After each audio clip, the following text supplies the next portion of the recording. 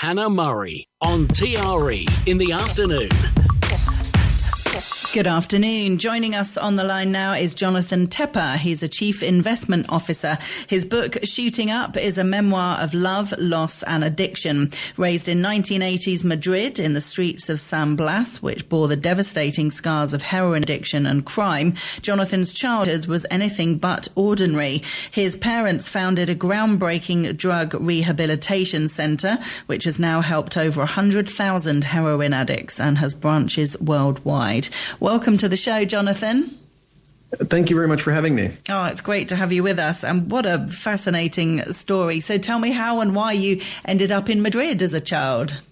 So my parents were Christian missionaries, and they moved to Spain in 1983. And they wanted to work with university students initially, but they had settled in San Blas because the rent was cheap and missionaries don't earn very much money. And once they settled in San Blas, the need, was overwhelming, where they saw that there were a lot of addicts in the streets, and they started helping the young men and women who wanted to get off heroin and started sending them to centers around Spain. There wasn't much in Madrid at the time. And then 2 years later, started a drug rehab center in Madrid. And today it's still running 40 years later, and that's Asociación Betel. And my brothers and I grew up helping my parents go out and meet addicts in the street, handing out flyers. And so it was a very unusual childhood in many ways. Yeah, definitely. A very strange environment to be in. And what was that like for you? Because I guess other friends at school weren't having a childhood quite like that. I mean, did it feel strange being around heroin addicts? I mean, most children aren't really exposed to that kind of thing, aren't they? It felt like a bit of an adventure, and I don't think I realized how abnormal it was until later in life, when you start talking to other people and you realize that they had very different childhoods. We went to a very small missionary school, so we knew other missionary kids. But we were very involved in my parents' work, and to us, the addicts were, they became like older brothers and sisters. And so we'd go out and we'd meet them on the street, often when they were still addicted, and then they'd come through the program. And the book, Shooting Up, memoirs, has some central characters, but the main one is who was the first addict in the program, and he entered in 1985, and he was living in an apartment with another Australian missionary, Lindsay McKenzie, who was working with my parents.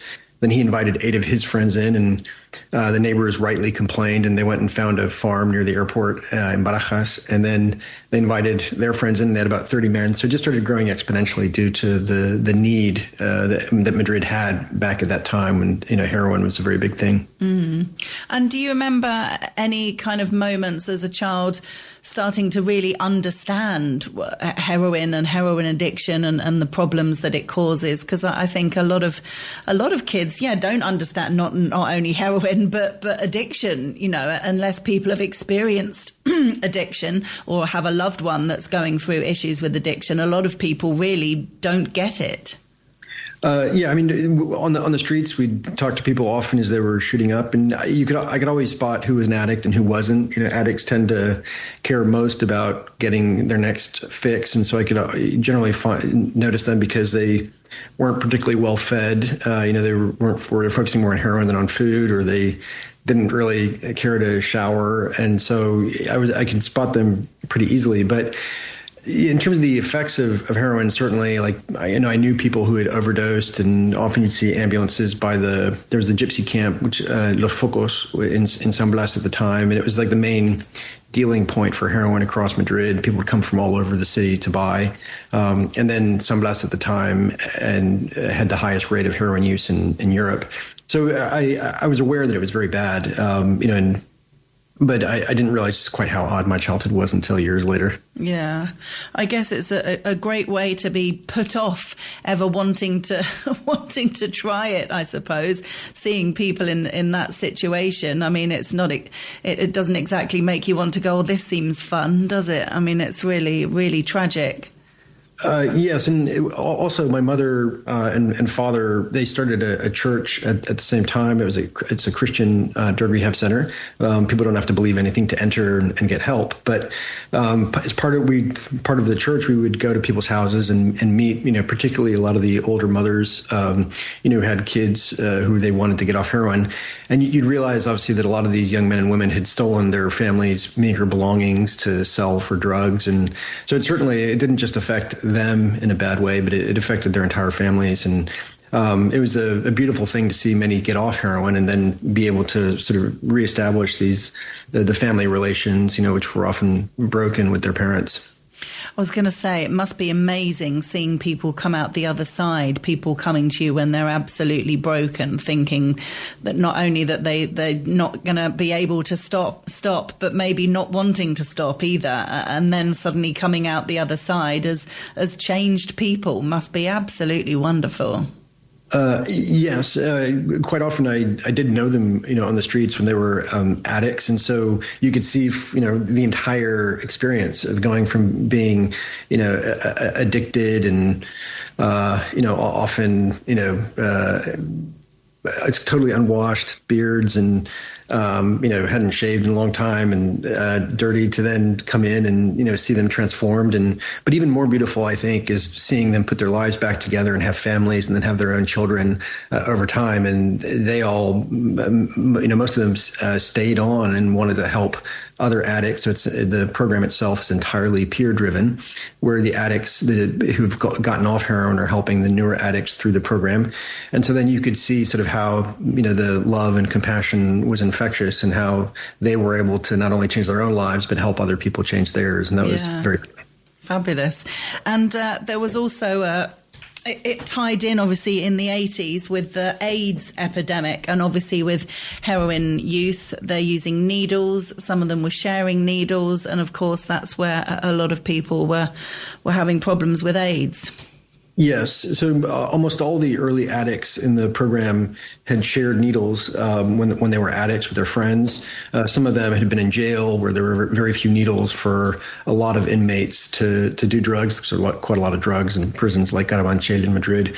And so, they didn't know at the time. But, once the virus was spreading and there was more awareness, and then the first addict or two started dying of AIDS, then the men and women in the center started getting tested. And it was at that stage that they quickly realized that almost everyone was HIV positive in the drug rehab center. And now with the cocktail of drugs, AIDS is a chronic but treatable disease like diabetes. But back in the day, it was effectively a death sentence. And so they found out, that they were going to die. And, it was really a matter of when, not if. And these were almost all like our older brothers and sisters.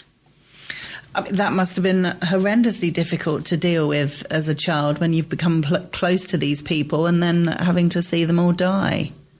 Yes, it was I remember the first time my parents told me about it. It was a very vivid memory.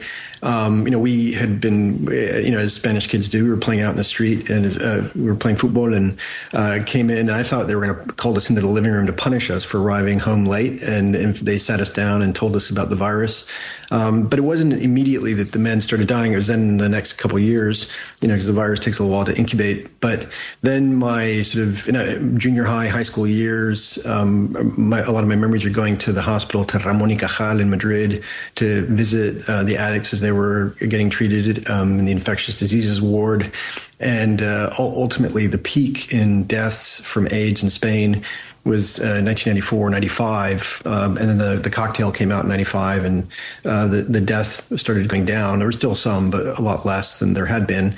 And that really was sort of my childhood, and the years before I went off to college was very much marked by seeing friends that I had grown up with die of AIDS. And then when I went off to college, I didn't know if I was going to be able to see many of them before I got back. And in fact, I didn't. The first addict, Raúl Castro, who invited all his friends into the program, and he was, the leader in Batel. He died in September of 1995, and he was like an older brother to me. And You talk in the book quite a bit about grief and bereavement, not just of all these people, the addicts that you became friends with, but also of your actual brother who tragically died in a car accident when he was 9. Yes, we were. So my parents were Christian missionaries, and there were churches in the United States that supported my parents, and through tithes and donations.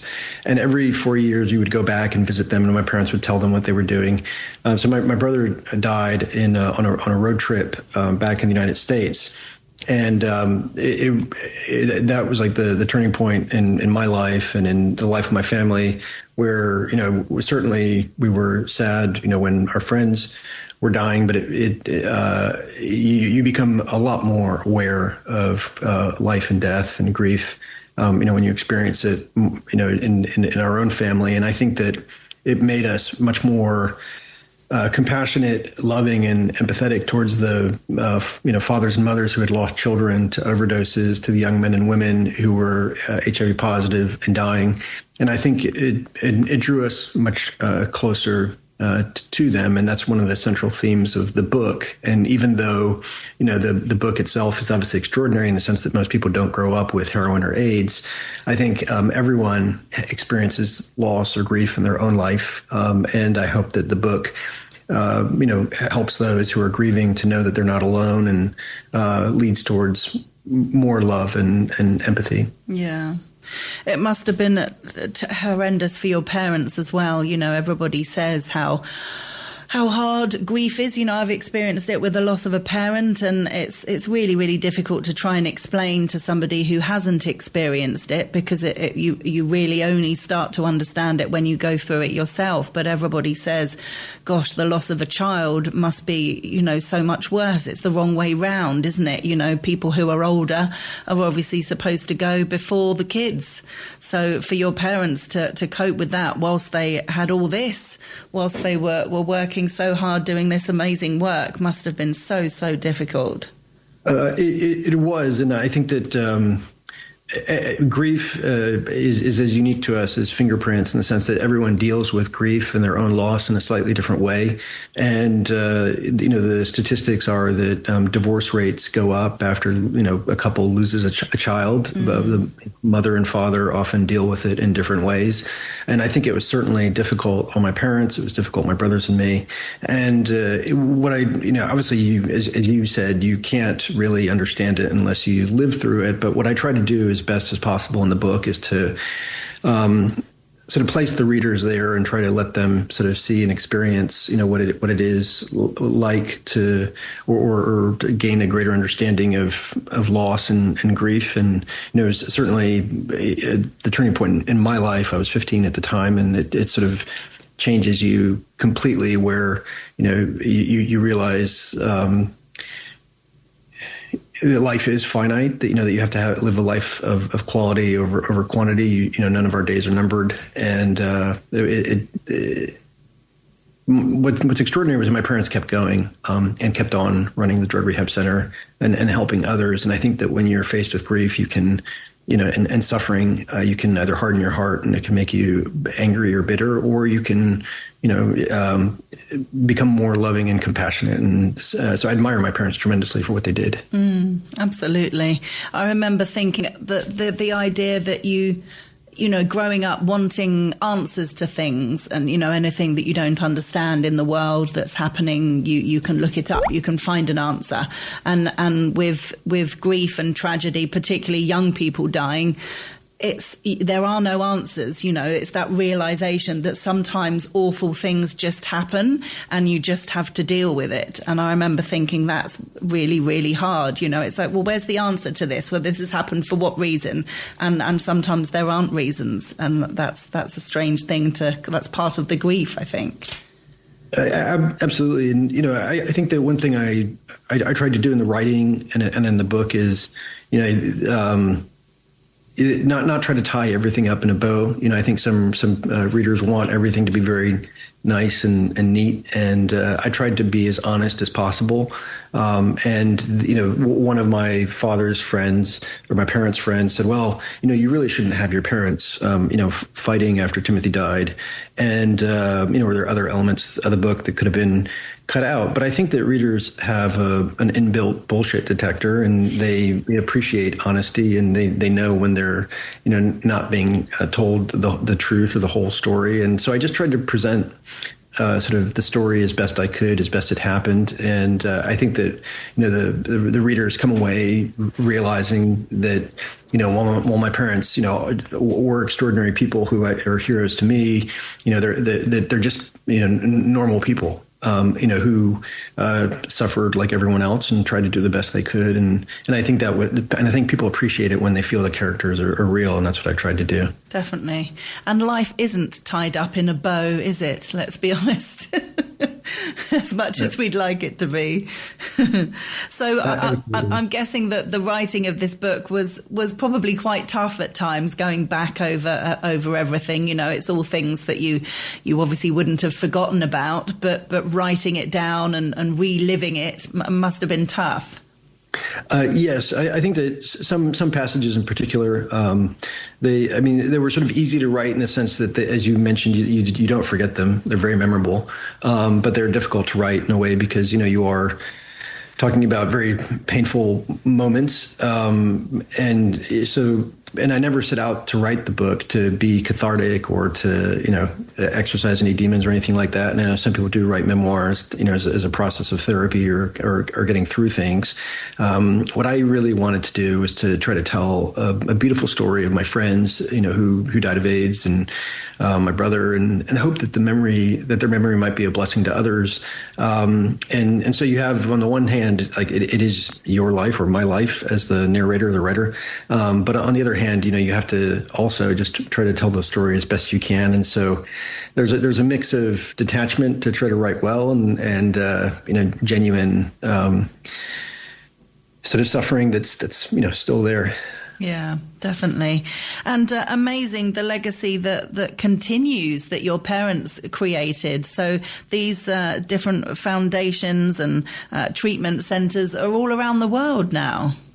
Yes. So the headquarters is still in Madrid, and it was a lot as it started growing, a lot of the addicts then went and helped start drug rehab centers in other cities and other countries. So it's in most major Spanish cities now, and then it's also in about 20 countries. So they went to England and France and Germany, and so the drug center's grown quite a lot over the years, and it was all essentially these new countries and cities started by the addicts themselves and run by former addicts. And the center in Madrid, my father's 79, and I think he wants to work until he dies, trying to help others. Wow. But he's still working away. And the headquarters, the center started in San Blas, but now it's over in Carabanchel. That's amazing. How wonderful. Well, if people want more information about is there a general website for the centers that they can look up? Yes. So it's betel.org. And that's the international one. And then I think there's like Spanish sites like for Asociación Betel. But if they type BETEL into Google, they'll find it there. Perfect. Betel.org. And if people want to get a copy of the book, it's called Shooting Up, a memoir of love, loss and addiction. And it's available on our website, TRE.radio. It's by Jonathan Tepper, who we've been chatting with. Jonathan, thank you so much for joining us. And thank you so much for having me. It's a pleasure and a privilege.